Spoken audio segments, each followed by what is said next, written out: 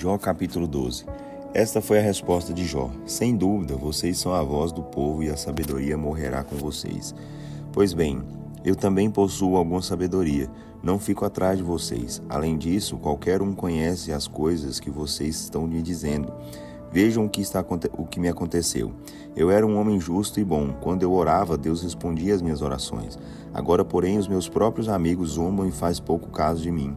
Vocês se sentem muito seguros e por isso zombam de quem está sofrendo e empurram quem já está tropeçando.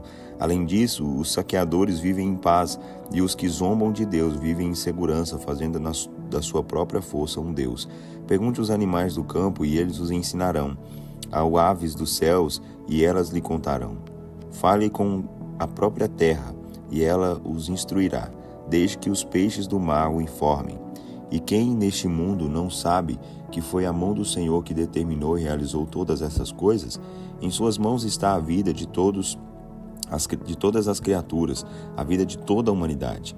Assim como eu posso perceber de uma comida, se uma comida é gostosa ou não com a minha boca, meus ouvidos me dizem se suas palavras são verdadeiras ou falsas.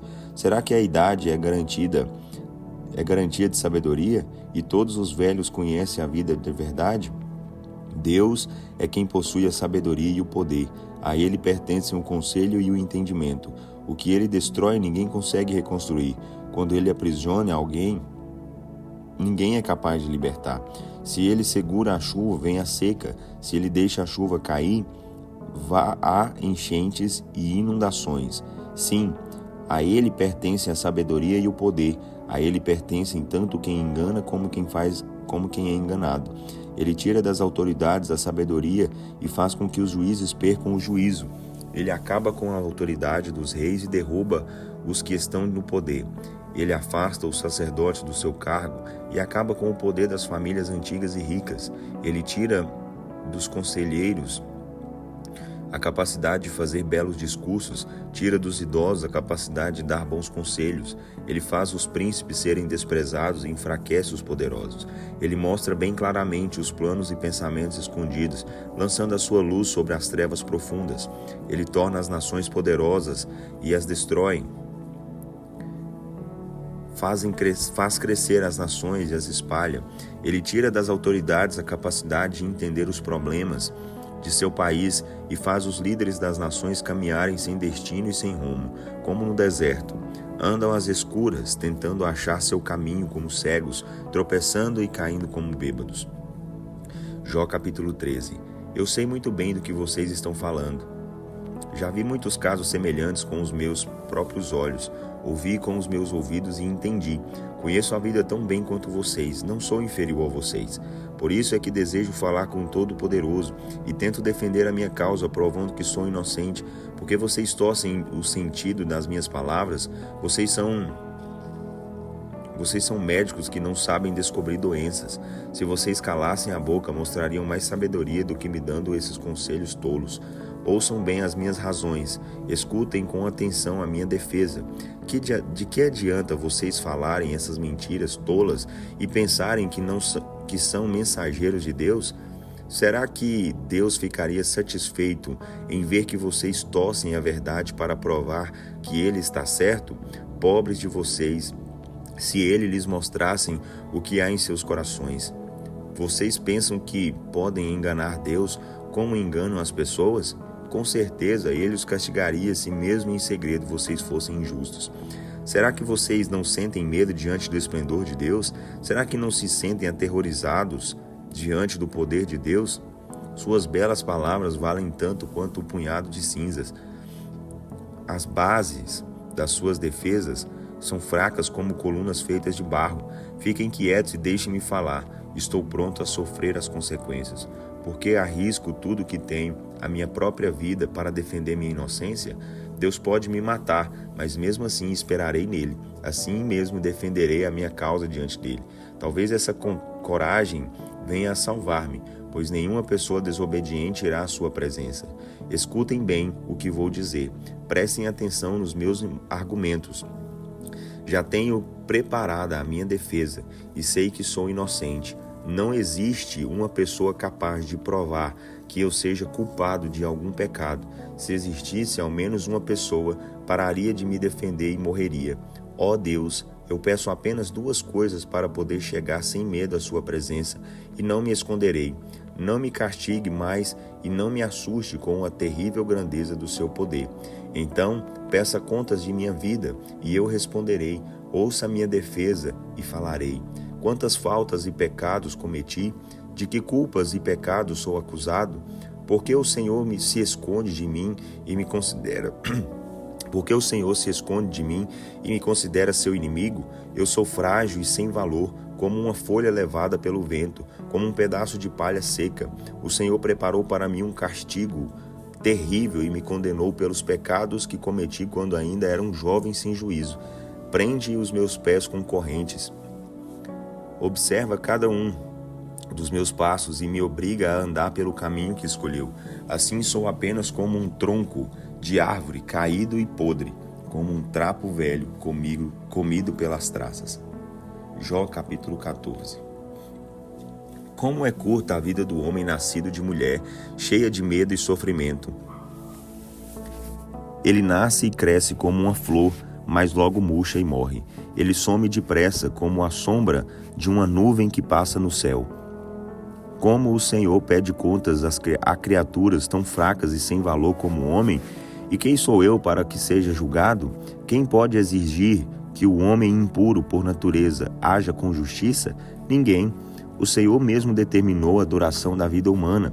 O Senhor decretou o número de seus meses e estabeleceu limites que ele não pode ultrapassar. Por isso, pare de vigiar o homem tão de perto. Dê um pouco de descanso ao homem, como quando chega ao fim o dia de um trabalhador.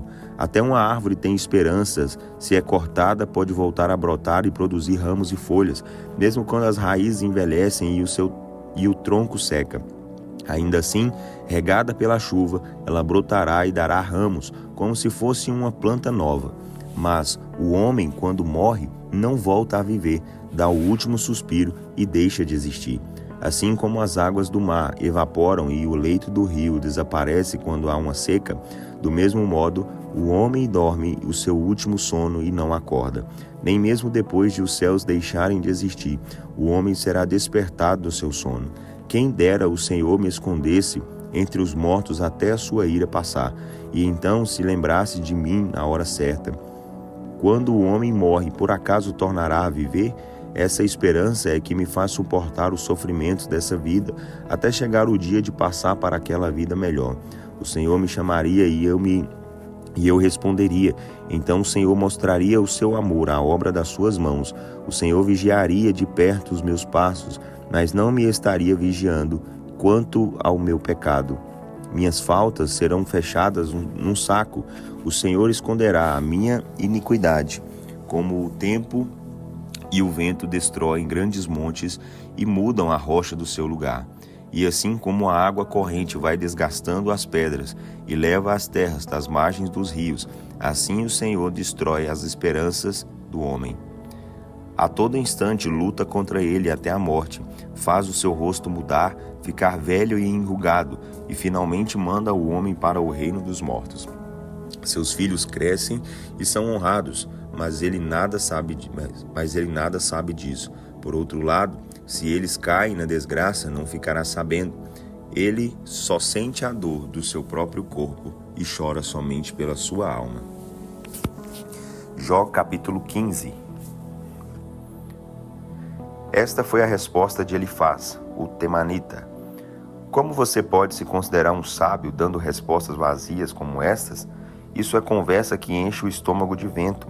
Para que falar tanto sem propósito e apresentar razões completamente sem lógicas? Você só está demonstrando que não respeita Deus e não dá a Ele o devido valor. Suas palavras são resultado do seu pecado e você fala com segundas intenções para nos enganar. Saiba que a sua própria boca o condena. Suas próprias palavras depõem contra você. Por acaso você é o primeiro homem que nasceu sobre a terra e o mais velho dentre os montes e morros? Por acaso você conhece os planos secretos de Deus? Só você é o dono da verdade e da sabedoria? O que você pensa saber mais do que nós? Que compreensão você tem que nós não temos? Homens sábios e idosos, homens de cabelos brancos, mais velhos do que o seu próprio pai, estão do nosso lado. Por que você despreza a ajuda e o consolo que Deus lhe oferece por meio das nossas palavras amigas?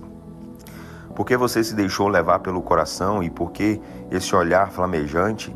Você está irado com Deus e por isso deixa sair essas palavras da sua boca. Como um simples homem pode ser puro e sem pecado? Como pode ser justo quem nasce de mulher?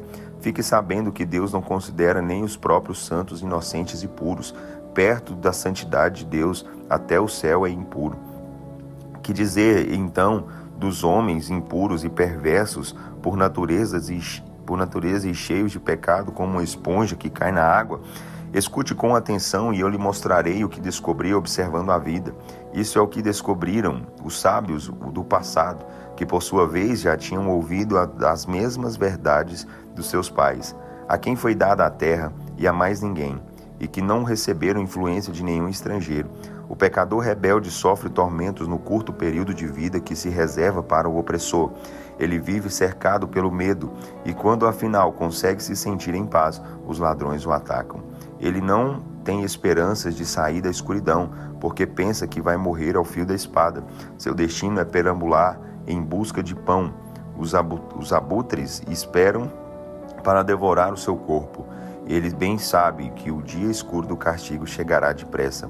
Ele vive dominado pelo medo, pelas angústias e tribulações, como ocorre com um rei quando espera o ataque dos inimigos, porque agitou os punhos contra Deus e desafiou o Todo-Poderoso, afrontando-o de forma desafiadora, com um escudo forte e resistente. Apesar de ter o rosto coberto de gordura e a cintura estufada de carne, habitará em cidades assoladas, em casas abandonadas, prestes a ruir. Por causa disso, suas riquezas não ficarão com ele por muito tempo, e ele não conseguirá novas riquezas. Ele não escapará das trevas, o fogo secará os seus renovos, com um sopro de Deus ele se vai. Por isso, ele não deve confiar na vaidade, enganando-se a si mesmo, pois a vaidade será sua recompensa. Ela o consumirá antes do tempo, e os seus ramos não florescerão. Ele será como a vinha que perde as uvas, ainda verdes, como as flores da oliveira que murcham e caem. Pois a vida com os ímpios não tem sentido, e o fogo destruirá as tendas daqueles que subornam. Deles só brota a maldade. Eles só vivem em desobediência a Deus e têm um coração enganoso.